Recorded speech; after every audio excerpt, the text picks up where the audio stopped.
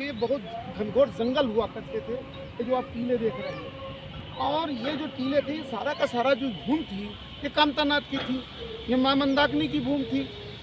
और इस भूमि में यहाँ पर जो भी संत ऋषि आए, वो इन कंदराओं में रह के जप तप करते थे, बड़ी शुद्धता थी। अब धीरे धीरे विकास का जो मॉडल आया है, हम आपको दिखाना चाहते हैं। ये सारी की सारी जो भूमि आप देख रहे हैं ना, ये सारी की सारी भूमि कामतानाथ की है। ये सारी की सारी भूमि उनके लिए है जो गायों के लिए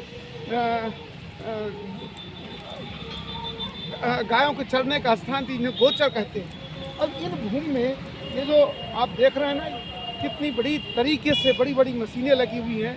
ये ज़मीनों को बारे में सरकारों को सोचना पड़ेगा।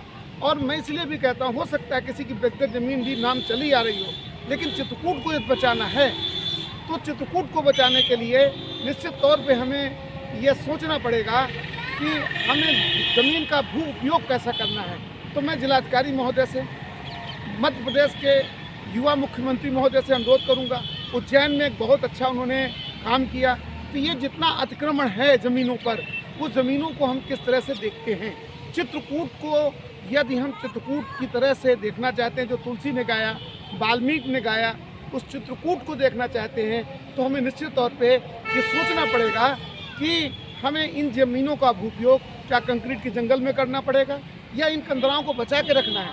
अगर ये कंदराएँ बची, इनमें जंगल लगे, तो मंदाकिनी जो मर चुकी है, सरयू जो मर चुकी है, पैसुनी जो मर चुकी है, वो फिर से पुनर्जीवित हो जाएगी।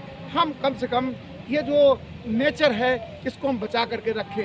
इस सवाल को लेकर हम आपके सामने हैं, जनता के अदालत में हैं। जो जनता यहाँ पर आती है सुख और शांति के लिए, यहाँ पर आती है कि उसको नैसर्गिक शांति मिलेगी,